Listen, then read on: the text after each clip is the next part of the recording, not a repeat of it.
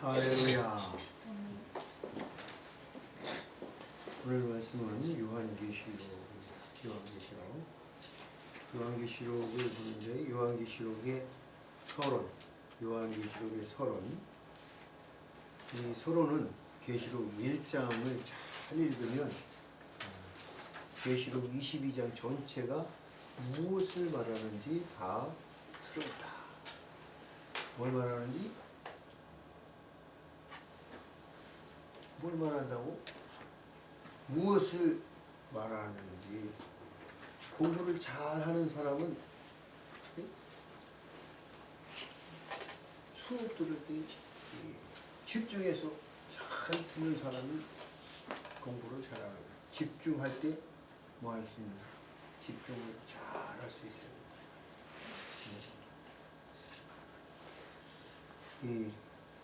그냥 가만히 앉아 있어서 책상에 앉아서 12시간 뭐 18시간 앉아 있다고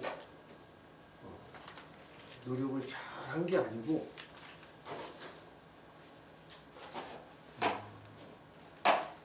집중해서 1시간이라도 집중해서 10분이라도 집중해서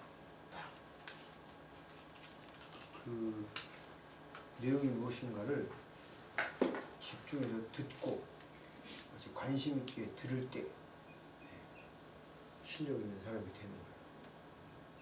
그런데 보면 공부는 또 아무나 하느냐? 공부는 누가 하느냐? 네? 공부 누가 해요? 공부하기 어떤 사람은 공부가 더 제일 쉬웠어요. 아주 얄미운 소리 같은 소리를 하지만 근데 그 사람은 그게 맞는 말이에요. 공부가 제일 쉬웠다. 집중해서 관심 있는 것을 듣고 보면 재미있어요. 근데 내가 관심 없다고 생각하고 내가 재미없다고 생각하고 나는 할 수 없다고 생각하고 나는 알 수 없다고 생각하면 관심이 없으면 아무리 많은 시간 앉아 있어도 하나도 들어가지 않는다. 집중해서 들을 수 있어야 돼요. 시간은 금이라고 그랬죠. 너무나도 중요하다. 시간을 24시간 time is cold. 이건 너무나도 너 다 잘 알아.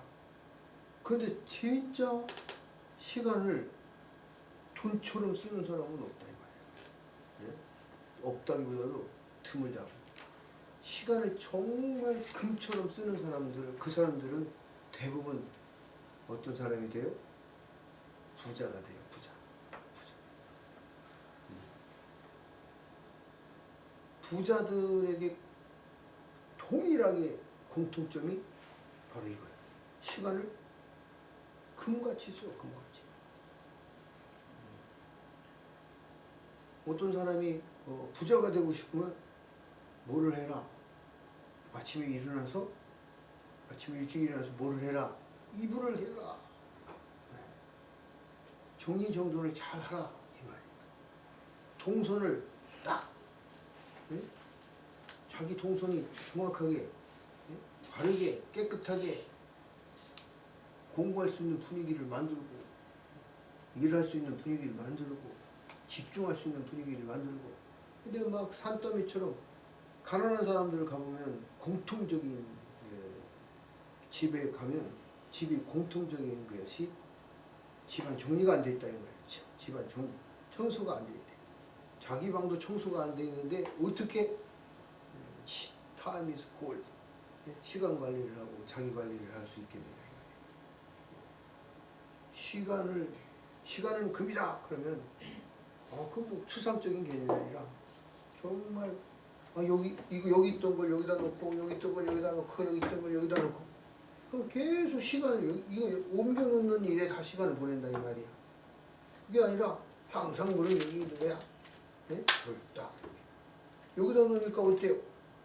여기다 놓으니까 이 잔을 짚기가 편해요? 안 편해요? 불편하지. 그게 동선이란 말이야. 손이 가는 동선. 아무런 거침없이. 이게 시간 아니야. 시간.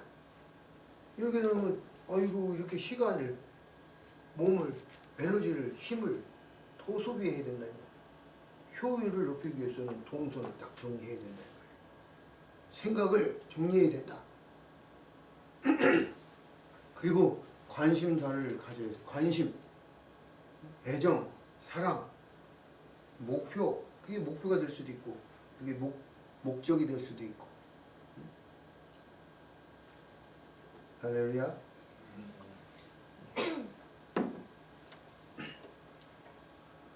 다시 돌아와서 요한계시록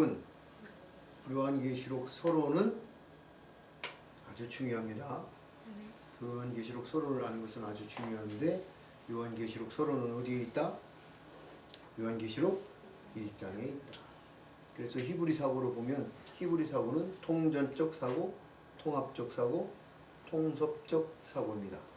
그래서 통전적 사고로 보면 요한계시록은 통전적 계시의 서론이 1장 안에 다 들어있다 이 말이에요. 1장만 잘 이해하면 계시록 21장 나머지 21장이 자연스럽게 원래 이런 말을 하려고 했는데 이런 말씀 하시겠다고 했는데 아까 하셨던 서론의 그 말씀이 교회에 대해서 이렇게 말하는 거구나. 심판에 대해서 이렇게 말하는 거구나. 하나님의 나라에 대해서 이렇게 말하는 거구나. 예를 들면 천년왕국이라는 것이 있는데 천년 통치, 그 천년 통치나 천년 왕국이나 바실레이아 투 때우, 바실레이 투 우라노, 그 천국 하나님의 나라라고 하는 그 천년 왕국이라는 말은 같은 단어예요. 통치라는 말이나 바실레이우, 그 바실레이아라는 그 단어가 통치라는 단어나 나라라는 단어나 같은 단어를 쓰고 있다 이 말이에요. 그래서 하나님이 통치하시는구나, 하나님의 통치 시대가 열리는구나 이렇게 이해할 수도 있고 하나님의 나라가 바로 세워지는 거구나 이렇게 이해를 하면 된다 이 말이에요. 그런데 오늘 요한계시록의 1장의 제일 서론은 첫 번째 뭐다? 제일 중요한 것은 요한계시록이 요한의 계시가 아니라 예수 그리스도의 계시다. 예수 그리스도의 계시는 누가 누구에게 보여줬어요? 천사가 사도 요한에게 전해줬다 이 말이죠. 그래서 이 천사가 누구에게? 사도 요한에게. 그래서 사도 요한은 다시 이걸 받아서 일곱 교회에 뭐로? 편지로. 할렐루야. 자, 그러면 요한계시록은 편지를 누가 쓰라고 해요? 예수 그리스도께서, 예수님이 천사가 전해주고 천사가 전해준 예수님의 말씀은 뭐다? 계시는 일곱 교회에 뭘 해라? 편지를 보내라. 그래서 요한계시록은 예배 형식이라고도 말씀드렸지만 예배는 어떤 뭐라고 그랬어요? 요한계시록 1장 3절에 읽는 자와 듣는 자들과 읽는 자는 예배 인도자를 말하는 것이고 듣는 자들은 말씀을 듣는 성도들, 교회를 말하는 거예요. 그래서 이 요한계시록은 첫 번째 무슨 서식이다? 예배 서식이다. 두 번째는 요한계시록은 뭐다? 편지다 이 말이에요. 편지. 자, 편지를 읽고 어떻게 편지를 읽으면 읽었어. 다 읽었어.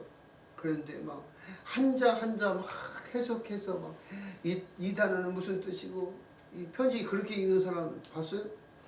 편지 어떻게 해요? 편지 읽을 때 쓱쓱쓱쓱쓱쓱 막 읽죠. 22장은 쭉 읽는 거야. 금방 읽는 거라고. 근데 이 요한계시록이 막 너무 어렵다고 하니까 사람들이 이것은 내가 가르칠 수 없는 어려운 책이다.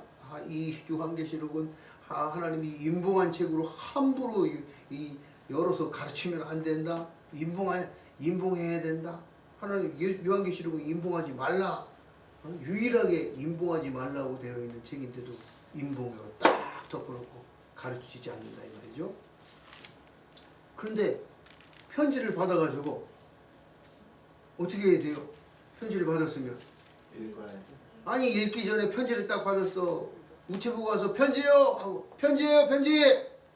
옛날에는 우체부가 직접 자전거 타고 와가지고 편지예요 그랬다 이 말이에요. 그러면 아이고 어디서 했대요 막 이러면서 아이고 어디서 왔 서울에서 왔나 뭐 이렇게 하면서 그럼 어떻게 해야 돼? 받아서 어떻게 해야 되냐고. 뜯어야지. 편지 봉투를 뜯어야죠. 그게 인봉이다 이 말이야. 인봉 딱 풀로 딱 붙여가지고 편지가 왔어. 그럼 편지가 왔으면 뭐 해야 돼? 인봉된 걸 뜯어야 된다 이 말이에요. 요한계시록 1장 1절을 펼쳐서 읽어야 된다 이 말이에요. 할렐루야. 근데 옛날에 할아버지 할머니들이 어땠어요? 학문이 없어서 배움이 없다 보니까 어때? 그런 눈을 무슨 학문이 없는 눈을 옛날에는 무슨 눈이라고 그래요? 까막눈이라고 그래. 까막눈. 까마귀처럼 막 까마귀 눈 봐봐요. 얼마나 그냥 검은 눈동자가 얼마나 예쁜지 몰라. 맑은 눈동자가 착 있는데 새 중에 제일 똑똑한 새가 까마귀래요. 까막눈. 그런데 이 까막눈 그 눈이 아니고 글자를 모르는 눈을 이제 그런 할아버지 할머니들은 이제 난 까막눈이요. 난 글자를 몰라. 그런 말을 까막눈이다 그랬다 이 말이에요. 그러니까 어떻게 할아버지 할머니 까막눈 할아버지 할머니는 편지를 받아가지고 아니 뜯었는데 모르겠어. 그러니까 막 이게 아픈지 이게 아픈지 막 하얀 건 종이요 검은 건 글씨로다. 그리고 어떻게 해? 그 다음에 네? 그걸 읽어달라고. 그때 부탁을 하러 가는 거야. 그럼 누구한테 당신은 뭐 이장님이라든지 누구 배운 사람이 있다든지 그러면 이제 읽을 수 있는 사람한테 가서 읽어달라고 할 거 아니에요. 그럼 어때? 아주 정직하고 잘 배운 학자 훈장님한테 가면 어때?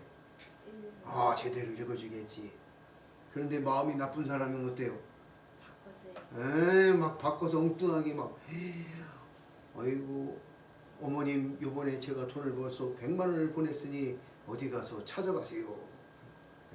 아이고 어머니 요번에 제가 어려움이 있어서 100만 원만 보내주세요. 써있네요. 100만 원 주세요. 내가 붙여주겠다. 편지를 어떻게 할 수 있어? 바꿔서 자기 멋대로 해석할 수 있다 이 말이에요. 자기 멋대로 엉뚱하게 가르칠 수 있다 이 말이에요. 그 요한계시록이 지금 이런 문제에 부딪혀 있다 이 말이에요. 편지를 받았는데 우리는 어떤 편지를 받은 거예요? 미국어 영어로 편지를 받은 것도 아니고 중국어 편지를 받은 것도 아니에요. 지금 현재 살아있는 편지를 받은 것도 아니야. 지금 살아있는 언어, 지금 많은 사람들이 쓰고 있는 전 세계 사람 누군가가 쓰고 있는 그런 언어가 아니라 죽은 글자다. 그걸 사어라고 그래. 야, 이제 완전히 고대어야. 그럼 이 고대어가 무슨 뭐 풀듯 하는 거요? 암호 풀듯이 한다 이 말이야. 그러니까 어떻게 누군가는 또 가르쳐 줄 사람이 필요는 하겠죠. 그러나 이 예수님 당시 그러니까 이 사도 바울 사도들의 시대 이 사도 요한이 이 계시록을 쓴 연도는 AD 몇 년도? 대략 95년이에요. 몇 년도? 95년. AD 95년. 그러니까 주전, 주후 이렇게 나뉘어요. 예수님이 태어나신 시대를 기점으로 해서 주전 그걸 BC라고 그래요. 주후 그걸 AD라고 그래요. 그래서 AD 예수님 주후 몇 년? 95년. 그러니까 AD 33년에 무슨 사건이 일어났어요? 십자가와 부활의 사건이 일어났다 이 말이에요. 예수님이 AD 33년에, 그 다음에 AD 70년에 무슨 일이 벌어져요? 주후 예수님 십자가 부활 이후에 33년 이후 70년, 그러니까 33년에서 70년이면 몇 년이 지난 거예요? 37년이 지난 거죠? 37년. 37년이면 어때요? 한 세대가 지나간 거라 이 말이에요. 그죠? 약 40년, 30년, 40년이 한 세대를 보면 한 세대가 이미 지나갔어. 그러면은 세월이 이만큼, 우리나라 40년 전에 어땠어요? 이만큼 잘 살았어요? 이만큼 못 살았죠. 그때 40년 전이면 얼마나 우리 한국이 못 살았어. 근데 지금은 온 세계에서 막 10등 안에 드는 그런 부자 나라가 됐다 이 말이에요. 그런 엄청난 변화의 시간이 벌어졌다 이 말이에요. 시대적으로. 그래서 이 70년에 무슨 일이 벌어지냐? 예루살렘 성이 함락이 된다 이 말이에요. AD 70년에 예루살렘 성이 뭐가 됐다? 함락이 됐다. 그러니까 예루살렘 성이 함락됐다는 건 뭐가 없어졌다는 거예요? 하나님의 제사를 드리는 하나님의 성전이 파괴됐다 이 말이지. 예루살렘 성이 무너졌다는 얘기는 하나님 앞에 예배드리고 제사 드렸던 성전, 하나님이 임재가 있는 성전, 그 성전이 없어졌다 이 말이에요. 그리고 교회는 어떻게 돼요? 고난을 받고 환난과 핍박이 있는 그런 시대가 AD 95년이다 이 말이에요. 그러니까 AD 95년 이 계시록을 쓰고 있는 이 AD 95년의 이 요한계시록의 시대에는, 이 시대는 어떤 시대다? 뭐가 없다? 성전이 없다. 성전이 뭐가 없다? 성전이 없어. 그러니까 예배드리러 모일 구심점이 없는 상태예요. 그래서 예루살렘에도 없을 뿐만 아니라 전 세계 어디에도 예배드릴 하나님의 집, 성전은 없는 상태다. 그 상태에서 지금 하나님은 교회를 하나님의 성전으로 설명하신다. 그 7교회에 뭐가 있다고 말해요? 내가 7교회 사자를 그 오른손에 하나님 예수 그리스도의 누구 손에? 예수 그리스도의 오른손에 뭐를 붙잡고? 일곱 사자. 7사자라고 하는 것은 천사. 천사라는 단어예요. 천사. 무슨 단어? 천사라는 단어. 천사라는 단어를 사자라고 번역을 했어요. 사자라고 번역했어. 근데 이장님한테 가가지고 까먹는 할머니가 이게 무슨 글자예요? 그랬더니 이건 사자야 사자. 그러면 듣는 할머니가 뭐라고 해? 뭐라고 생각해? 라이온이라고 생각할 수도 있고, 또 조금 그래도 유식한 사람은 아이고 죽음의 사자가 왔단 말이에요? 아이고 저승사자가 왔나 보네. 그럼 이 말이 맞아요 안 맞아요? 이런 부분을 해석이라고 하는 거예요. 해석. 주석. 그래서 주석이 먼저 필요하다는 거예요. 주석. 지금 이렇게도 해석하고 저렇게도 해석하고 해석하는 사람들은 참 많아요. 그런데 그게 하나님 앞에서 이 요한계시록이 올바로 이해되기 위해서는 올바르게 해석된 것을 가지고 뭘 하는 거예요? 해석을 가지고 삶을 사는 거야. 해석된 삶을 살 수밖에 없는 거예요. 그런데 해석이 틀리면 어떻게 돼요? 사자, 사자가 왔어요. 사자가 온대요. 7사자를 붙들어 준대요. 아니면 뭐 저승사자 7명을 쫙 데리고 온대요. 이렇게 해석하면 돼요, 안 돼요? 안 된다 이 말이에요. 여기 앙겔로스, 이 천사라는 단어는 그런 사자가 아니라 하나님의 말씀을 대언하는, 하나님의 일을 대언하는, 하나님의 명령을 대신 수행하는, 하나님의 명령을 대신 수행하는 수행자, 메신저, 메신저일 수도 있고. 천사가 뭐예요? 기뻐하라. 요즘 이제 크리스마스 같다고 그러는데, 기뻐하라. 너희에게 왕이 나실 것이요. 메시지를 전한다 이 말이에요. 메시지. 천사가 하나님의 대사로, 천사로 메시지를 전한다 이 말이에요. 그또 동방박사 세 사람, 동방박사 세 사람이 왕의 별을 보고 찾아와가지고 뭘 전해요? 메시지를 전한다 이 말이에요. 우리가 왕의 별을 보고 태어났는데 유대인의 왕으로 오신 이가 누구뇨? 유대인의 왕으로 나신 이가 누구십니까? 왕으로 나셨음을 막 왕의 별을 보고 와서 동방박사들이 뭘 전해? 메시지를 전한다. 그 메시지의 진실함을 나타내기 위해서 뭐해? 금, 황금을 다, 유황, 모략, 이 왕으로 나신 이가 황금, 유황, 모략의 삶을 가지고 태어나신 분이고, 그 황금, 유황, 모략의 삶을 살 것임을 예표해주는 선물을 드리는 거다 이 말이에요. 왕인데 황금만 받으면 되는데 유황과 모략, 죽음까지도 포함된 걸 가지고 왔으니 그 왕이 죽음을 해결하러 오시는 왕이라는 예표적인 성격도 담고 있다 이 말이에요. 메시지를 가지고, 그 메시지, 하나님의 메시지를 전달하는 전달자, 그 메시지는 누가 전달해요? 천사도 전달하고, 또 누구도 전달해요? 사람도 전달한다 이 말이에요. 그래서 우리 구약 성경에 보면 뭐라고 되어 있어요? 마지막 성경 이름이 마라키.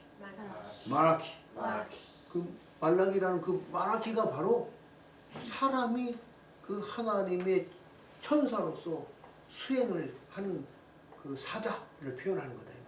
대사, 메신저. 응? 할렐루야. 그래서 그 편지가 지금 그렇게 메시지로 전해지고 있는 거다 이 말이에요. 편지. 할렐루야. 그래서 여기 이 사자들 그 일곱, 예수 그리스도의 오른손에 일곱 사자. 일곱 사자를 꽉 붙잡고 있다는 말은 이 일곱 사자가 뭐를 가지고 있기 때문에 하나님의 뜻, 하나님의 목적과 하나님의 계획과 하나님의 뜻을 가지고 수행하는 하나님의 메시지를, 하나님 나라 의를 확장하는 복음의, 영원한 복음의 메시지를 가지고 하나님 앞에 예배하는 예배자들이기 때문에, 하나님의 예배를 인도하는 인도자들이기 때문에, 말씀을 가르치는 말씀의 교사들이기 때문에, 할렐루야. 그러기 때문에 중요하니까, 뭐하니까? 중요하니까 꽉 붙잡고, 넌 내 소유야. 걱정하지 마. 넌 내 거야. 누가 너를 어떻게 한다고 할지라도 내가 다 어떻게 막아서 주고, 보호해 주시고, 건져 주시고, 지켜 주시고, 인도해 주시고, 높이 들어 세워 주시고. 할렐루야. 오른손에 있다는 말이 그거야. 오른손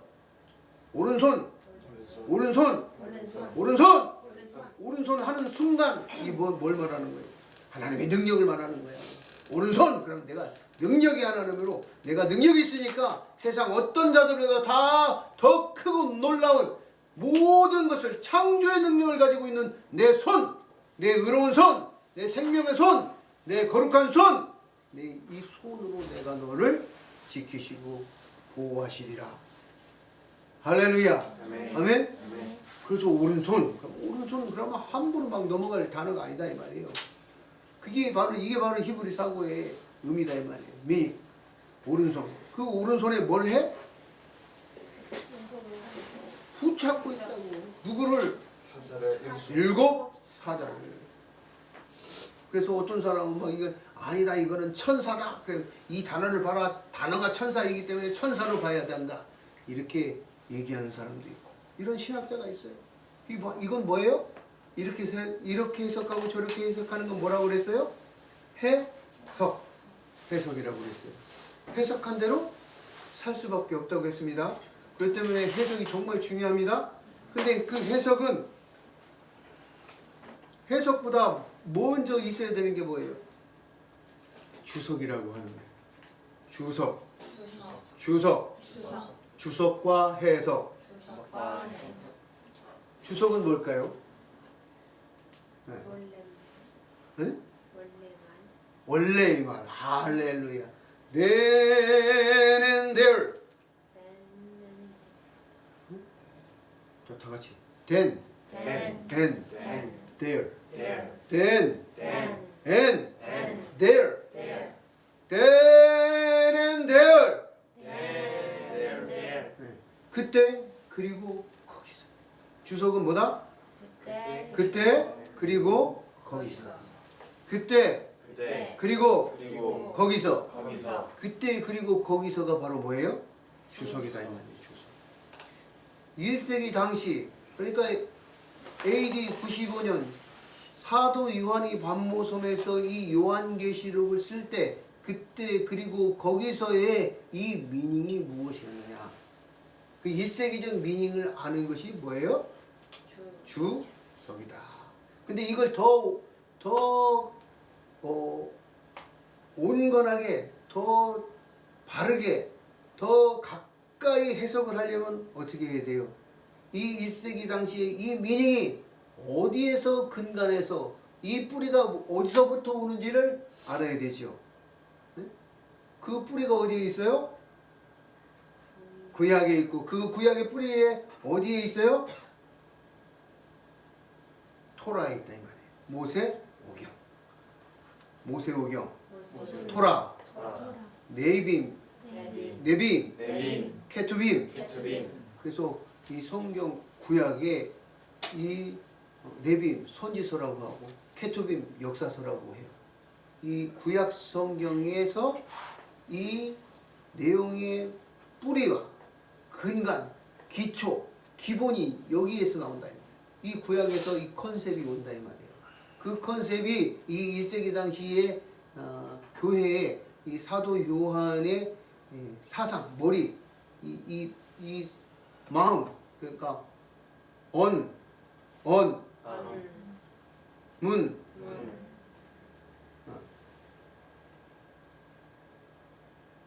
언어적 간격, 문화적 간격, 지리적 간격, 역사적 간격, 원문지역, 철학적 간격, 세계관의 간격. 이 간격을 좁히는 작업을 해야 요한계시록을 더 깊이 온건히 이해할 수 있다 이 말이에요. 그러니까 구약적인 언어적 간격. 언어는 뭐예요? 뭐로 되어 있어요? 원래는 구약 성경은 히브리어로 되어 있죠. 그래서 히브리어와 한글과의 간격이 지금 어떻게 되어 있어요? 멀리인데 어느 정도 멀리냐면 히브리어, 그 다음에 그리스, 헬라어, 그리스, 라틴어, 네? 로마, 그 다음에 그렇지. 영어도 있고 또 한글 성경이 되기까지는 중국어. 그 다음에 한글 성경은 중국어 성경하고 일본어 성경하고 영어 성경하고 히브리 성경하고 가장 이 기초가 돼서 번역된 건 어디? 중국어, 일본어, 그다음에 영어. 이 세 개의 언어를 번역 조합돼서 만들어진 성경이 한글 성경이다 이 말이에요. 그러니까 얼마나 간격이 뭐야? 번역하고. 그렇지만 잘 된 번역이긴 한데 부족한 번역들이 많이 있다. 그걸 뭐라고 해요? 그걸 뭐라고 그래요? 갭이라고 했는데 갭 이론이라고 해요. 갭. 무슨 이론? 갭 이론이다. 언어적 간격, 언문 지역 철새. 언문 지역 철새. 언어적 간격, 문화적 간격, 지리적, 역사적 간격, 철학적 간격. 세계관의 간격이 넓은데 그것을 좁히는 일이 필요하다. 이 말이에요. 그게 바로 뭐예요? 주석을 하는 작업, 주석 작업을 하는 거고, 그 다음에 해석 작업을 하는 거고, 그 다음에 그것을 삶의 정황에 맞도록 또 설교하는 것이다. 이 말이에요. 그런데 주석은 뭐라고 그랬어요? Then and there. 그때 그리고 거기서를 자세히 아는 것이다. 그걸 설명하는 그 작업을 하는 그게 주석 작업이라고 해요. 목사님이 주석 작업을 하고 있는 것이고, 두 번째 해석은 뭐예요? 해석은 알아듣기 쉽게 now and here. Now and here. 네. Now 지금 그리고 여기에. 지금 그리고 여기에서 이 말씀이 어떤 말씀인가? 요한계시록이 그때 그리고 거기에서는 어떤 말씀이었는가를 알아야 되고, AD 95년에 일곱 교회에 보내졌을 때 그 당시의 요한계시록의 미닝과 그 의도와 목적과 계획과 뜻을 먼저 알아야 된다 이 말이에요. 이걸 먼저 알고 그 다음에 지금 now and here. 지금 그리고 여기서의 요한계시록이 지금 이 시대를 2024년 대한민국에서 살아가고 있는 우리에게 무엇을 말씀하고 있는가를 알아야 된다 이 말이에요.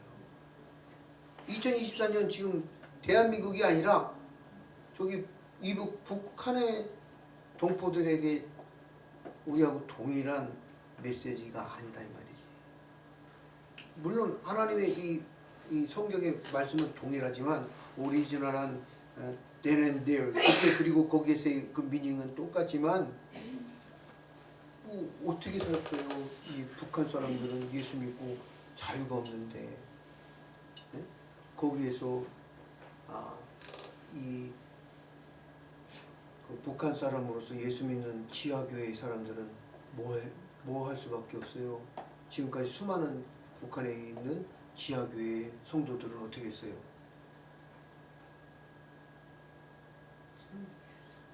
아오지 탄광에 잡혀 들어가고 죽고 환난과 핍박을 당하고 대대손손. 북한에서는 북한 당에 가입하면 먹고 살 수가 있는데 당원으로 가입이 될 수도 없어. 그냥 감옥에 갇혀가지고 그렇게 살다 죽을 수밖에 없는 믿음을 지키는 것. 그거 외에는 뭐 자유롭게 뭘 선택해서 할 수 있는 것이 아무것도 없어요. 그러나 우리에게는 북한에 있는 그 지하교회의 거룩한 성도들, 그 하나님의 피 묻은 순교의 신앙의 삶을 살고 있는 그들에게는 그것이 하나님 앞에 정말 하나님의 자식이 그렇게 순교당하는 것이 뼈아픈 하나님의 마음의 고통이겠지만 우리에게는 어떠하냐. 대한민국을 살고 있는 이 우리들에게 이 요한계시록은 어떤 메시지로 우리가 다가와야 하고 이 메시지를 통해서 우리는 어떠한 now and here 지금 그리고 여기의 삶을 어떻게 살아야 될 것인가가 이 요한계시록에서 이 요한계시록을 읽는 자와 듣는 자들이 어떻게 사는 것이 복이냐. 첫 번째, 읽어야 되는 복이 있고, 두 번째, 들어야 되는 복이 있고, 세 번째, 모든 자들이 읽는 자나 듣는 자나 모든 자들이 하나님의 말씀을 가르치면 가르치는 자로서 가르친 대로 살아야 하고, 듣는 자들은 들은 것을 배우고 들은 것을 듣고 깨달아 아는 바대로 들은 대로 배운 대로 살아야 하는 그 말씀을 지키는 자들에게 복이 있다고 했으니 지키는 복이 있어야 된다 이 말이에요. 지키는 하나님 앞에 순종과 복종이 있어야 된다 이 말이에요. 근데 북한에서는 내가 지키고 싶어도 내가 그 말씀대로 살고 싶어도 감옥에 갇혀 있는데 예를 들면 어떻게 뭘 지켜요? 감옥에 갇혀 있는 일밖에 할 수가 없는 건데 상황에 따라서 그 말씀의 메시지에서 어떠한 그 환경과 조건에서 할 수 있는 어떤 한계가 있다 이 말이에요. 그러나 지금 없는 것들을 내 현실이 아닌데 그 현실을 얘기해서 내가 비추어서 상대적으로 살라는 말이 아니에요. 이 성경의 모든 말씀은 나에게 지금 나에게 기록된 말씀이에요. 모든 성경은 지금 나에게 기록된 말씀으로 보아야 된다 이 말이에요. 할렐루야. 아멘. 왜? 지금 그리고 여기서 오늘을 살라고 말씀하시는 것이기 때문에 그래요. 할렐루야. 아멘. 그래서 이 오른손에 뭘 붙잡고? 일곱 별을 붙잡고. 근데 수많은 교회가 있는 당시에도 수많은 교회가 있었을 텐데 그 수많은 교회를 다 놔두고 왜 7개만 예보해서 7교회라고 했을까요? 아니면 교회를 뭐하기 위해서? 그 7교회가 온 교회를 대표하는 거다 이 말이에요. 7이라는 숫자가 무슨 뜻이라고 했어요? 완전, 완성, 완벽, 완결, 퍼펙트하다 이 말이지. 쉐부아 7번 맹세, 맹세라는 말이야. 내 맹세의 오른손으로 할렐루야. 하나님의 이름에 7번 맹세하는 하나님의 하나님은 시건하지 아니고 2번 말씀하지 아니하시는 말 바꾸는 분이 아니다 이 말이지. 그래서 이 교회는 무슨 교회다? 내 교회는 하나님의 교회는 무슨 교회다? 하나님의 손에 있는 교회는 완전한 교회다 이 말이야. 완전한 교회. 그 완전한 교회를 하나님 붙잡고 계신다. 할렐루야. 그 7 사자를 뭐하고 계신다? 붙잡고 계신다. 그리고 7 촛대라고 번역이 되는데 7 촛대는 아주 크게 오해한 잘못 번역된 단어다 이 말이에요. 7 금 등잔. 7 금 등잔대. 네. 촛대가 아니고 무슨 대? 등잔대. 촛농을 태워가지고 녹이면서 촛농을 태우는 게 아니라 뭐를 태워요? 네, 기름. 무슨 기름?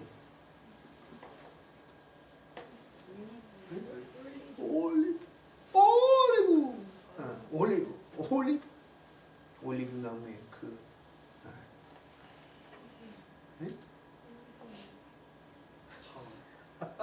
올리브유를 태우는 거예요. 그 올리브유를 태우는 기름 잔을 이렇게 잔 위에다가 올리브유를 놓고 그 기름을 태우는 등잔대다 이 말이에요. 근데 그 등잔대가 7 가지가 있는 그 금등잔대다 이 말이에요. 금으로 만들어졌어요. 정금으로 만들어졌습니다. 그 금등잔대가 뭐라는 거예요? 그 금등잔대는 뭐다? 7 교회다. 이게 비밀이다 라고 하니까 비밀이다 그러니까 막 비밀이라고 막 이건 함부로 풀면 안 된다고 또 그렇게 가르치는 사람이 있어. 그렇게 해석이다 이 말이에요. 비밀인데 그 비밀이 7 금등잔대가 메노라가 비밀이다. 근데 그 비밀이 알려줬어요? 알려주지 않았어요? 알려줬어. 근데 비밀이 아니고 알려줬다고. 비밀인데 알려줬다. 네. 근데 그 비밀을 좀 알아라 말이에요. 근데 그 비밀이 7 금등잔대는 뭐다? 7 교회다. 그러니까 금등잔대는 뭐다? 교회다 이 말이에요. 교회. 그런데 이 금등잔대가 뭘로 만들어졌어요? 정금으로 만들어졌다고. 정금은 무엇을 뜻해요? 금. 금에는 뭘 금이라고 불러요? 불순물이 없다. 정금 그러면 뭐가 없다? 불순물이 없다. 완전한 그런 정금, 흠이 없고 완전한 불순물이 없는 교회. 그 다음에 그 금은 뭘 표현하냐면 믿음을 표현해요. 믿음. 무슨 믿음? 100%의 믿음. 무슨 믿음? 100%의 믿음. 그 믿음이 정금이 그 믿음을 말하는 것이에요. 그리고 이 금 등잔대를 메노라를 어떻게 만드냐? 메노라 만드는 방법 뭐라고? 메노라를 만드는 방법이 있는데 이런 모양을 만들어 놓고 이 모양을 딱 만든 상태에서 여기다가 금을 쫄쫄쫄쫄쫄 부어가지고 그냥 모양 만든 대로 딱 만들어지는 게 아니고 어떤 이렇게 만들어진 금을 막 망치로 막 두들겨가지고 가지를 막 만들어요. 가지를 만들고 그 가지 안에다가 또 뭘 새겨요? 네? 새겨 뭘 새겨? 한글 번역으로는 살구나무라고 번역되어 있는데 살구나무 가지, 뭐 살구나무 잎, 살구나무 꽃, 뭐 그렇게 살구나무로 번역이 되어 있는데 그게 아니라 무슨 나무? 아몬드나무,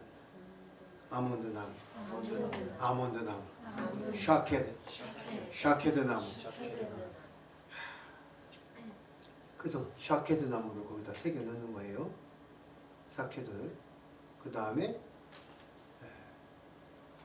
쳐서 만들고 샤케드. 오늘 이걸 좀 여러분하고 더 여러 가지 내용이 있는데 첫 번째 금으로 만들었고 우리 믿음이 뭐 해야 돼? 교회는 믿음이 있어야 된다. 정금이 있어야 되고 순수해야 되고 정결해야 된다 이 말이에요. 그리고 교회는 쳐서 만드니까 뭐가 있다는 거예요? 고난이 있다. 고난 속에 뭐가 나와? 내가 욥기에서 보니까 내가 정금같이 나오리라. 내가 뭐한 후에는 단련된 연단을 받고 단련된 후에는 뭐같이 나오리라? 정금같이 나오리라. 단련된 교회는 그 고난 환난은 인내는 연단은 소망을 이루려 하게 하십니다. 할렐루야. 아멘. 그냥 고난 받아라 이게 아니라 교회의 고난은 세상의 고난과 다르다 이 말이에요. 세상의 고난과 달리 너의 실수와 너의 아집과 너의 욕망과 너의 욕심을 위해서 너의 어떤 뭔가를 성취를 너의 일을 위해서 목적한 그런 고난이 아니라 하나님 안에서 믿음의 연단을 받는 그 고난은 환난은 인내는 연단은 소망을 이루게 하려 하십니다. 하나님의 목적이 있다 이 말이에요. 하나님의 뜻이 있다 이 말입니다. 일곱 금 등잔대 메노라라는 이 일곱 금촛대로 번역되어 있는 이 금 등잔대 메노라는 하나님의 의도와 목적과 계획과 뜻이 있다 이 말이에요. 이 메노라는 정금으로 만들어졌고 고난이 있을 것을 말씀하고 계시고 그 고난 중에 하나님께서 연단하시고 소망을 이루게 하신다. 아멘. 그리고 이 메노라는 뭘로 되어 있어요? 뭘로 새겼어요? 샤케드 나무. 샤케드.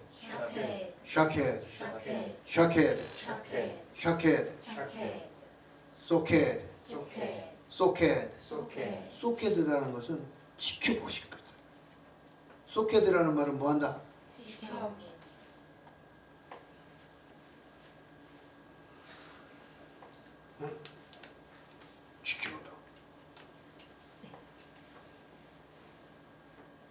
샤케드라고. 소케드라는 말은 소케드라는 말하고 샤케드라는 단어하고 같은 단어다 이 말이야. 히브리어로 보면. 내가 지켜본다. 내가 널 지켜줄 거야. 계속해서 널 지켜보고 있어. 어? 힘내. 어? 믿음의 경주를 힘을 내. 소케. 지켜보고 있어.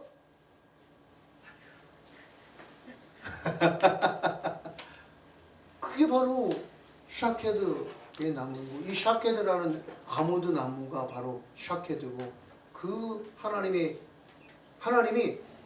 너 꼼짝 마! 제대로 해, 똑바로 해, 너 틀렸어? 그게 아니고, 내가 너하고 약속했지, 내가 약속한 언약의 말씀, 내가 너와 언약한 이 하나님의 모든 말씀을 나는 지킬 거야 이 말이에요. 네가 그 말씀대로 살면 나는 너를 지켜볼 뿐만 아니라 내 언약을 너에게 지킬 거야. 너도 지키나 안 지키나 나도 한번 좀 보자 이 말이에요. 너도 그러니까 지키고 살아라 이 말이야. 내가 내 언약의 말을, 저주의 말을, 축복의 말을 내가 지킬 거니까, 내가 지킬 거니까, 나도 지킬 거니까, 나는 지킬 거니까, 하나님은 지킬 거니까 너도 지켜라 이 말이야. 그게 샤케드, 그게 쇼케드다 이 말이야. 아몬드라는 이 샤케드라는 말은 아몬드 나무라는 말이고, 이 아몬드라는 말은 우리나라로 치면 매난국주, 사군자라고 그러는데, 뭐 매화꽃이 막 이런 봄에 가장 먼저 피는 꽃처럼 이 이스라엘에서 가장 먼저 봄 소식을 전하는 봄꽃이다. 우리나라는 막 개나리 그러면 봄이 왔네, 봄이 왔어 그러잖아요. 근데 이스라엘에서는 무슨 꽃을 보면 샤케드 꽃이 피었어요. 그러면 봄이 옴을 제일 먼저 알리는 잠들지 않는 나무. 샤케드는 무슨 나무? 잠들지 않는 나무, 깨어있는 나무. 잠들지 않는 나무, 깨어있는 나무. 엄동소란에도 꿋꿋이 그 엄동소란의 모든 고난을 이기고, 이제 고난은 끝이고 이제 희망의 새날이 다가왔습니다. 부활의 아침, 새 소망의 아침이 밝았습니다 여러분. 소망을 가지세요. 해방! 우리나라가 해방됐을 때 어떻게 해요? 만세! 만세! 막 그랬죠. 해방. 고난에서 이제 해방을 말하는 그런 꽃이 바로 뭐예요? 샤케드 꽃. 그게 아몬드 꽃이다 이 말이에요. 잠들지 않는, 깨어있는 나무. 그게 이스라엘의 나무예요. 이 이스라엘의 나무, 샤케드 나무가 어디에 새겨져 있어? 메노라 7금 등잔대에 새겨져 있다 이 말이에요. 그래서 교회는 무슨 나무가 되어야 된다 이 말이에요. 교회는 잠들지 않는 나무가 되어야 된다 이 말이에요. 교회는 깨어있는 나무가 되어야 된다 이 말이에요. 교회는 복음을 전하는 나무가 되어야 된다 이 말이에요. 교회는 생명을 전하는 교회가 되어야 된다 이 말이에요. 교회는 해방, 자유, 프리덤! 할렐루야! 예수 그리스도를 믿으면 죄에서 해방됩니다. 할렐루야! 그 기쁨의 생명의 소식, 구원의 소식, 이른 봄에 그 봄 소식을 알리는 전령, 그게 바로 샤케드다 이 말이에요. 그게 메노라야. 그게 메노라에 담겨있는 의미의 뜻이고, 이게 바로 히브리 사고의 미닝이다 이 말이에요. 할렐루야! 이 내용을 알고 이 지금 교회의 7교회에 대한 내용을 알아야지, 이 내용을 모르고 그냥 7교회 내용을 읽으면 안 된다 이 말이에요. 7가지가 있는 금 등잔대라고 그랬어요. 몇 가지가 있다? 7가지가 있다. 7가지가 있다는 것은 뭘 뜻해요? 7개가 있으니까 완벽하다, 완전하다. 그런데 7가지가 있어 그러니까 막 7개가 사분오열된다 뭐 그런 얘기가 아니라, 나눠졌다는 말을 하는 게 아니라 7가지가 있는, 나는 포도나무여 너희는 가지지. 할렐루야. 예수 그리스도의 포도나무 되신 것 같이 그 7가지로 그 가장 가운데 줄기를 줄기 기둥을 예수 그리스도로 표현하기도 하는데 그 예수 그리스도에 붙은 포도나무요 가지라고 하시는 예수님의 표현처럼 교회는 예수 그리스도로 예수 머리 대신 예수 그리스도로 할렐루야 원바디 한 몸이다 이 말이에요. 한 몸.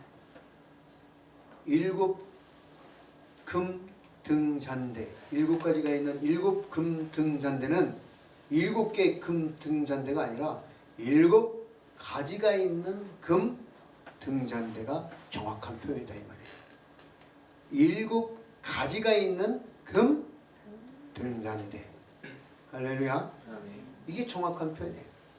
7가지가 있는 이 금등잔대는 7가지가 있으니까 이게 하나야 7개야 하나에 7개예요. 하나입니다. 하나에 7개요. 하나이지만 7개입니다. 할렐루야. 이게 7 금등잔대의 모양이에요. 7이나 뭐다? 원바디다. 그래서 교회는 7이나 한 가지다. 교회는 완전하심 속에 여러 부분, 여러 모양이 원바디를 교회를 뭐라고 그러세요? 뭐라고 표현하세요? 너희는 뭐다? 지체다. 너희는 지체다. 표현하고 있는 거예요. 한 몸 안에 있는 지체다. 한 몸 안에 있는 너는 팔이요, 너는 다리요, 너는 눈이요. 네? 다 지체다 이 말이에요. 역할이 다르다. 역할은 다르지만 목적은 동일하다. 하나님 안에서 하나이다 이 말이에요. 하나님 안에서 예수 안에서 성령 안에서 하나다. 교회는 하나이어야 합니다. 교회는 하나이어야 돼. 교회는 여러 가지, 여러 세계, 여러 모양의 목소리가 있는 것 같아 보이지만 그 여러 모양, 여러 가지 색이 자기 소리를 내면 교회는 완전히 사분오열되고 그건 교회가 아니고 여러 가지 여러 모양이 있으나 그 역할이 다르나 그것이 하나님의 나라와 하나님의 일에 하나 되어야 한다. 하나님 말씀 안에서 동일한 하나가 되어야 된다. 그게 뭐예요? 메노라. 7가지가 있는 금등잔대다. 할렐루야. 그래서 이 7 금등잔대 메노라는 하나님의 이런 뜻이 있다 이 말이에요. 할렐루야. 7 금등잔대. 그래서 7 금등잔대를 우리가 알아야 되고 또 하나 가장 중요한 것 또 하나가 있는데 이 7 금등잔대는 원래 AD 95년에 뭐가 멸망했어요?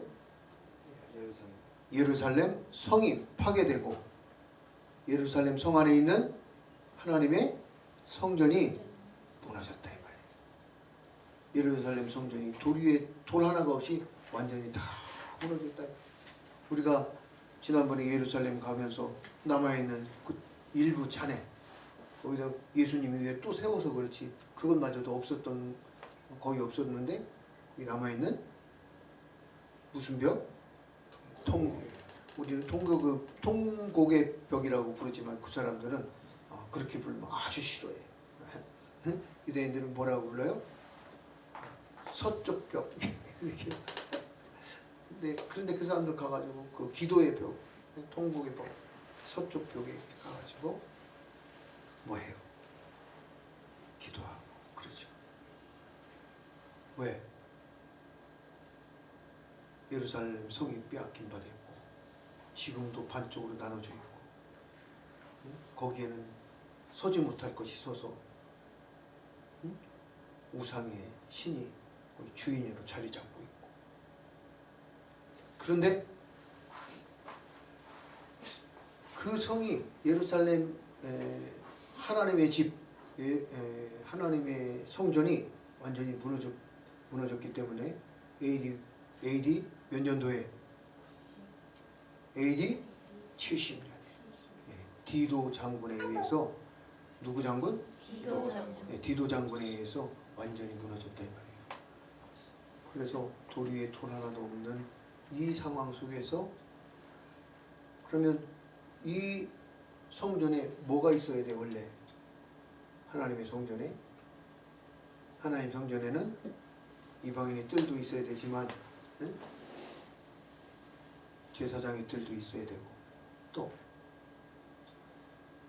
성소 그리고 지성소가 있어야 되죠.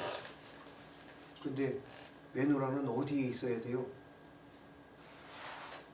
성소에 있어야 해서 지성소에는 언약의 법궤가 있는 것이고 성소에 있는 세 가지는 뭐예요? 떡상, 진설병에 있는 떡상. 두 번째는 메노라. 세 번째는 분향단. 분향단. 성소에 있어야 될 세 가지 뭐? 떡상. 두 번째는 뭐? 메노라. 세 번째는 분향단. 이 메노라는 뭐를 켜요?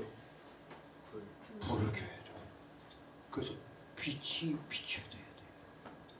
12월 25일을 무슨 절이라고 그래요? 크리스마스라고도 부르지만 수전절이라고 불러요. 수전절. 수전절. 이 수전절이라고 부르는데 빛으로 오신 예수님. 할렐루야.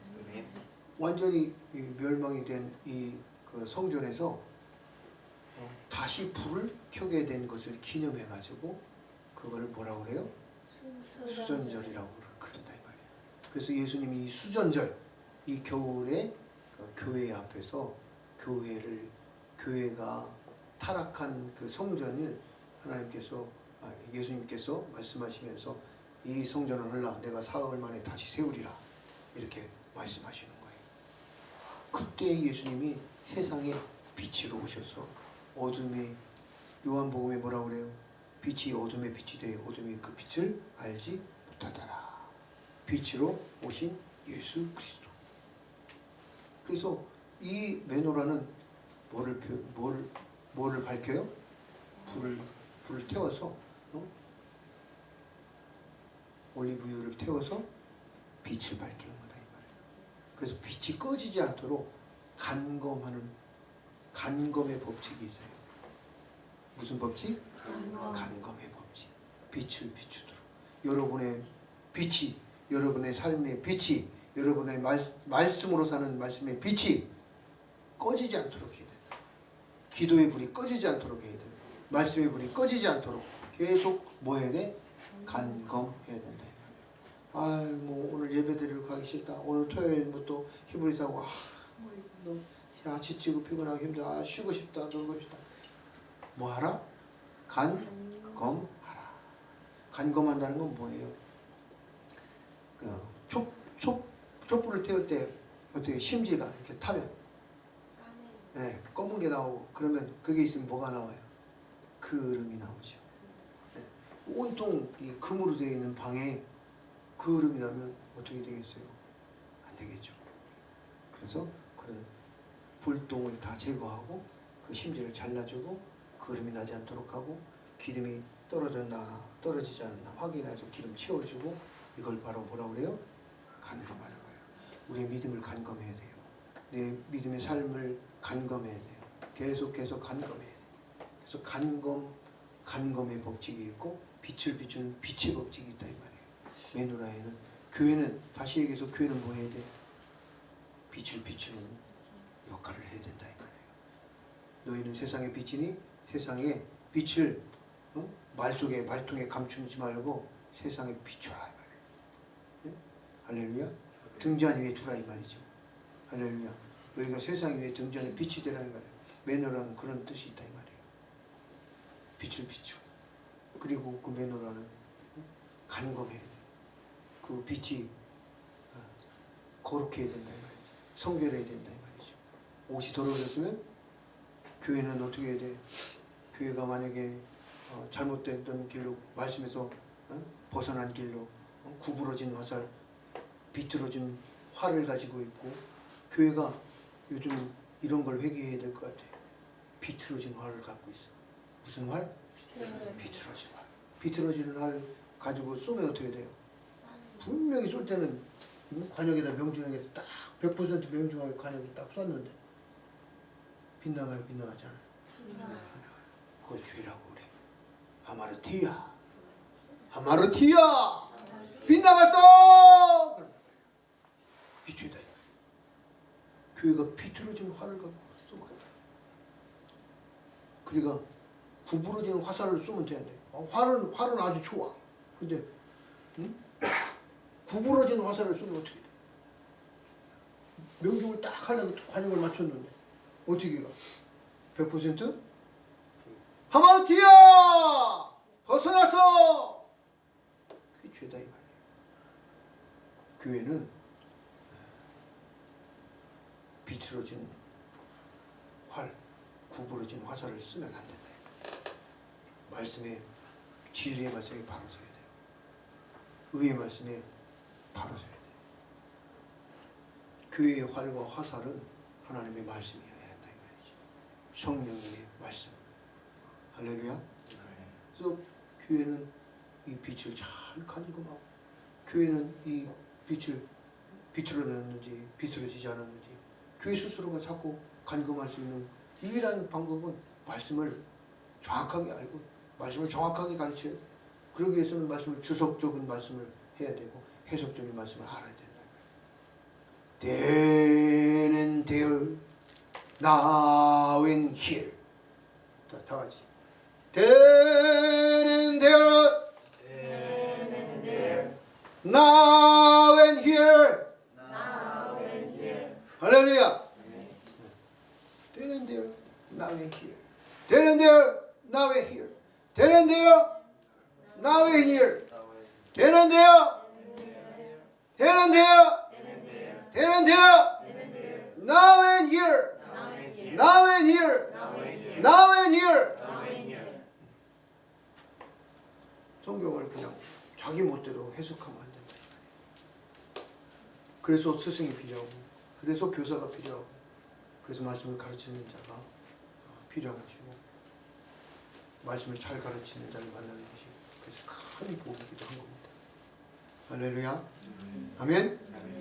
그래서 그 교회의 역할은 빛을 비추는 역할을 해야 될 뿐만 아니라 그 등잔대를 간검. 성도들은 자기 스스로를 말씀으로 잘 간검하는 자가 되어야 된다. 그게 바로 뭐예요? 유식하게 히브리어로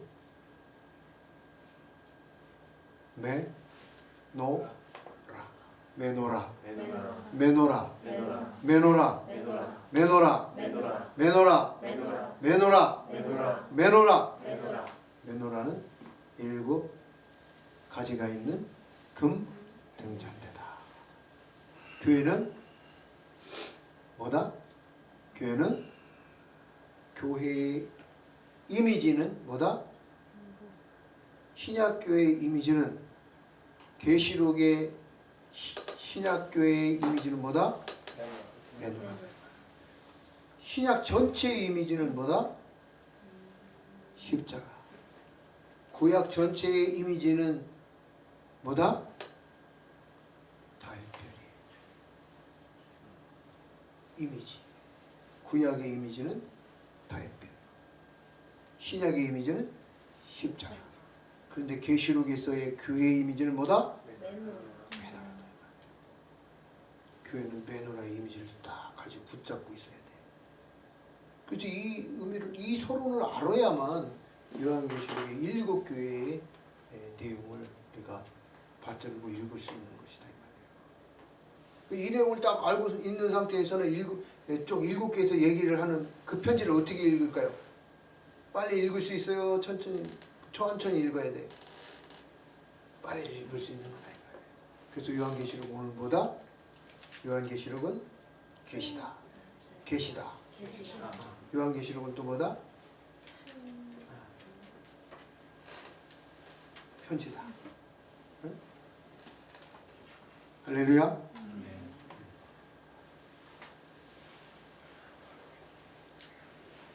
우리 급해.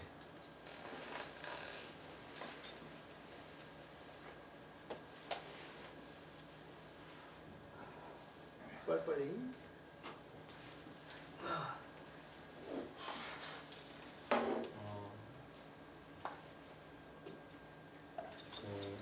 이 계시록에 시작하면서 그 메노라와 일곱 교회 배우면서 그 일곱이라는 의미가 이제 완전을 의미하고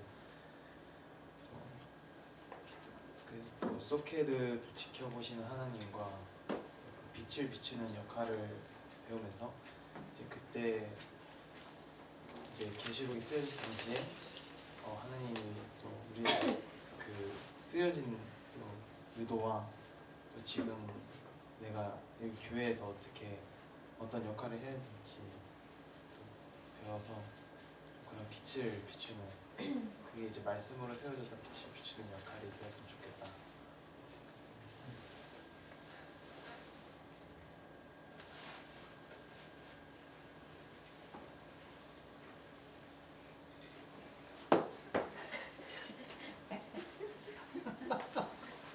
네? 쏘케, 샤케. 간단하게 얘기하면 돼. 기억나. 좋았어? 좋아. 깨달은 거 마음에 든 생각이 뭐 있어? 잘 모르겠어요. 응? 잘 모르겠어요. 아니 듣고 어때? 좋았어? 응? 뭐가 좋았어? 정신 차려! 정신 차려.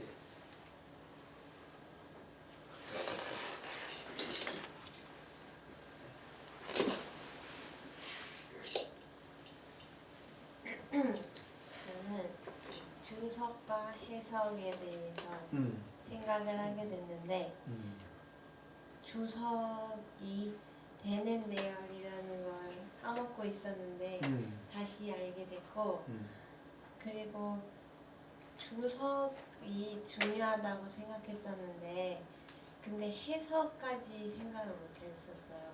그래가지고 성경이 내 얘기처럼 막 느껴지는 부분이 많지가 않았었는데 근데 주석과 해석이 둘 다 필요하구나. 그래서 주석을 먼저 알고 해석을 내 삶으로 가져와서 살아야 되는 거는 말씀대로 할렐루야. 그거를 알게 됐고 그리고 메노라에 대해서 다시 배우면서 내가 100%의 믿음을 가지고 그리고 하나님의 목적과 계획과 뜻이 있는 고난을 받게 되면 그 고난을 받고 그리고 착해드 나무로 새겨져 있는 게 지켜보신다는 거 있잖아요. 그래서 하나님이 항상 지켜보시니까 나를 지켜주시니까 하나님을 더 의지하게 되는 것 같고 그 다음에 그 수전절에 대해서 얘기를 하면서 빛으로 우리가 살고 그 믿음의 빛이 꺼지지 않도록 항상 감검해야 되는 거다 내 삶을 그런 거를 알게 되었습니다. 할렐루야. 그런데 여기서 고난을 억지로 받을 필요는 없어요. 하나님은 고난을 주시기 위해서 고난을 주시는 게 아니시고 이미 대한민국은 고난을 받는 시대나 상황이 아니에요. 대한민국은 고난의 교회가 아니라 오히려 라오디게아 교회처럼 아주 부유함에 처해 있는 교회지. 그래서 고난이 아니라 섬김이 필요하다. 교회 안에서 내가 어떻게 섬깁니다. 고난이라는 것을 고난이라는 단어로만 받으면 안 되고 내가 섬김 헌신이 있어야 돼요. 이 빛을 간검하는 게 다 이게 뭐예요? 교회를 돌보는 거다 이 말이에요. 응? 교회를 돌보는 거, 성도를 돌보는 거, 교회의 행정을 돌보는 거, 교회의 재정을 돌보는 거, 돌보는 거예요. 성도를 돌보고 교회를 돌보고 섬김, 헌신. 그게 고난으로 대체돼야 된다 이 말이에요. 할렐루야. 네. 아멘. 저는 한 가지 비유가 생각이 나는데 해석만 봤을 때는 앞에 벽이 있는 것 같았는데 이 히브리서를 통해 주석을 알게 되면서 정확한 해석을 보니까 벽 너머에 있는 게 보이기 시작하는 것 같습니다. 제가 그 등잔대, 금 등잔대를 봤을 때도 그냥 형식적인 어떤 대표하는 그런 건 줄 알았어요. 근데 그 금 등잔대가 교회를 뜻하고 그 교회도 저는 사실 목사님이 있고 성도가 있고 그냥 말씀을 듣고 행한다. 이게 제 교회에 대한 생각이었는데 이 주석 그대로를 보니까 아 교회는 하나여야 되고 빛을 비춰야 되며 그을림이 없이 검증해야 되는구나. 그리고 내가 그런 삶을 살아야 되고 근데 그렇다고 모두가 하나 된다는 게 막 그 정체성을 잃고 그런 게 아니라 각자의 모양대로 그 안에서 빛을 내는 거구나. 그래서 아 교회의 섬김이 정말 중요하고 교회의 목적이 이렇게 중요하구나 라는 걸 깨닫게 됐습니다. 할렐루야. 아주 그걸 말해서 알아야 면장을 한다 라는 말인데 옛날에는 이 알아야 면장을 한다 라는 말을 뭐라고 하냐면 군수를 한다. 면의 장, 면사무소의 장, 면장이라고 불렀다. 아 그래 알아야 군수는 못하더라도 면장이라도 하는구나 이렇게 이해하고 막 그렇게 생각하는 사람들이 많았었는데 그게 아니라 면장이라고 하는 것은 벽을 말해요. 면장. 내 앞에 있는 내 한 치 앞에 있는 것을 벽이 딱 가리고 있어서 이 벽이 있는 것을 없애줄 수 있다 이 말이에요. 뭐가? 아는 것이. 정확하게 아는 것이 내 앞에 정확하게 모르는 것은 소경과 같다 이 말이야. 정확하게 알면 소경이 아니게 되는데 정확하게 모르는 상태에서 막 사는 신앙생활을 하게 되면 면장하지 못하는 삶을 살게 된다. 아주 좋은 말이에요.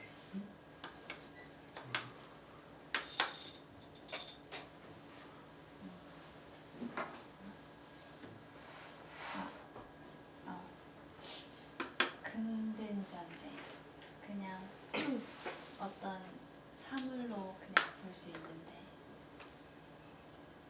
이것도 그냥 사물로 하나의 사물로 그치는 게 아니라 수많은 의미를 전달하고 있는 거라는 거를 알게 돼서 이 과정 만들어지는 과정이 우리가 또 똑같이 만들어지는 과정 동일하고 느꼈습니다. 할렐루야. 그래서 교회는 지어져 가느니라. 지어져 가느니라. 예수 그리스도의 장성한 분량까지 자라가라. 그래서 고난, 뚝딱뚝딱 고난이 있다는 게 아니라 그뿐만 아니라 그것보다 과정이 있다. 교회는 과정의 나라다. 교회는 하나님 나라의 과정의 나라입니다. 과정이야. 다 되어진 게 아니라 만들어져 가는 거예요. 할렐루야.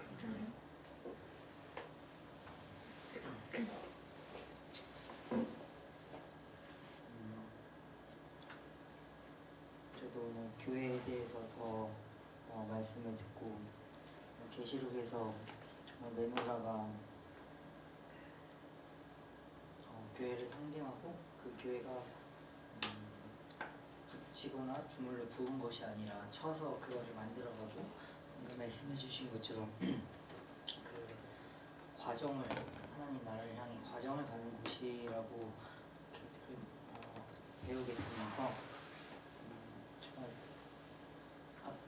전까지는 그냥 고난이라고 하면은 내가 앞으로 더 받을 고난이 있나라는 그렇게 부담으로 받아들였는데 그런 게 아니라 그냥 섬김과 헌신 그 교회 안에서 하나님 나라를 이루기 위해서 함께 만들어지는 과정이구나를 좀 더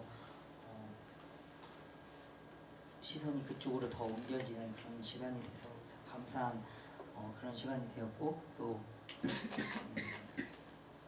참 우리 그리스도인들이 정말 잠들지 않고 깨어있는 나무 샤케드 그 아몬드 나무처럼 우리 교회 다니는 사람들이 눈만 떠 있는 사람들이 되는 게 아니라 정말 잠들지 않고 깨어서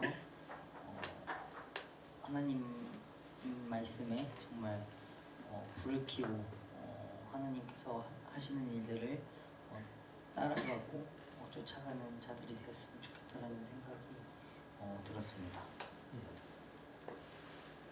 고난, 섬김, 적극적이고 능동적인 헌신과 섬김이 필요합니다. 스스로 적극적이고 헌신적인 헌신이 있어요.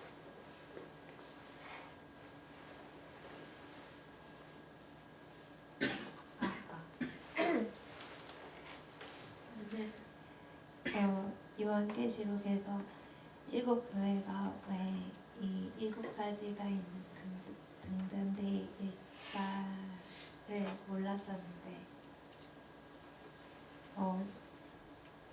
이게 7가지가 다 다른 역할은 하지만 가지로 연결돼서 이 하나님 안에서 하나여야 된다는 그런 교회의 정체성에 대해서 말해주고 있구나 라는 걸 깨닫게 됐고 또 그 등잔대라는 게 기름을 계속 채워주고 관리해줘서 빛을 깨끗하게 계속 비칠 수 있는 게 있어야 하는 게 교회가 해야 하는 일이구나 라는 걸 깨닫는 시간이었어요. 할렐루야. 간검하라. 할렐루야. 내놓으라. 할렐루야. 우리 동산교회 안에 뭐가 있어야 돼요?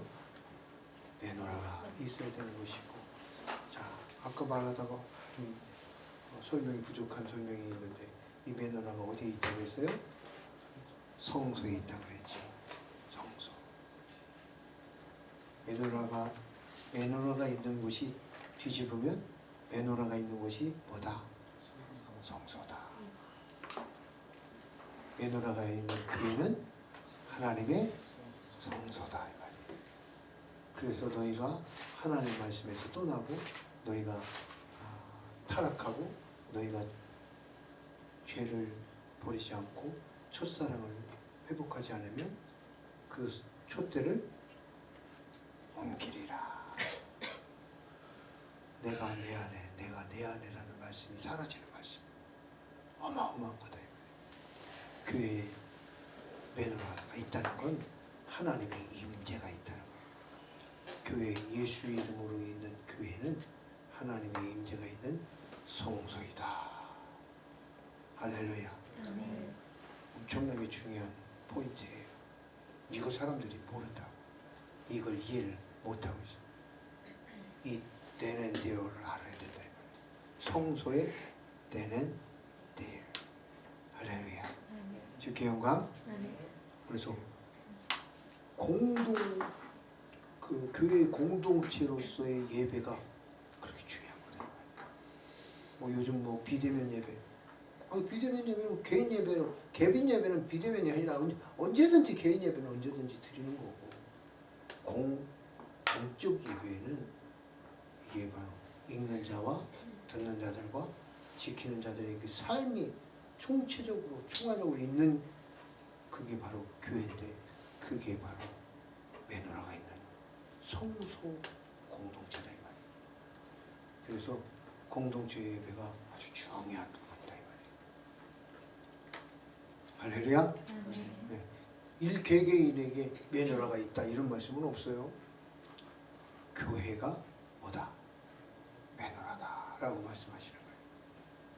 그래서 계시록 그러면 제일 첫 번째 뭐가 떠올라야 돼요? 메노라. 교회 그럼 무슨 이미지가 떠올라야 돼요? 메노라. 지금까지 막 생각하면 계시록 가르치면 제일 먼저 떠오르는 게 뭐예요? 육육, 짐승, 용, 심판. 근데 계시록에서 제일 먼저 지금 이미지를 그려주고 있는 건 뭐예요? 네. 첫 번째는 예수 이미지, 두 번째는 메노라 이미지. 그래서 교회 이미지, 교회 이미지는 뭐다? 메노라다. 할렐루야. 하나님 감사합니다. 오늘 말씀을 통해서 사랑하는 자녀들, 우리 사랑하는 청년들이 하나님 말씀을 듣고 마음을 새롭게 하고 그 믿음을 아버지 하나님 또 새롭게 할 수 있도록 하나님 은혜 연락해 주셔서 감사합니다. 우리 사랑하는 자녀들에게 성령의 충만한 기름 부어주시고 영육간에 강건케 하시고 이제 오늘 요한계시록 서론을 들으면서 또한 메노라를 전하고 듣고 배우는 과정 속에서 하나님 생각나게 하시고 깨닫게 하시니 감사합니다.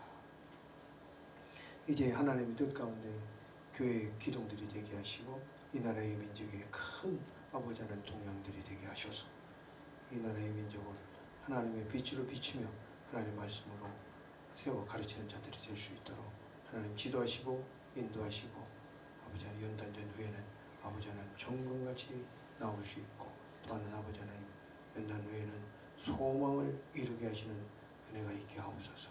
감사하고 존귀하신 우리 주 예수 그리스도의 이름으로 기도합니다. 아멘.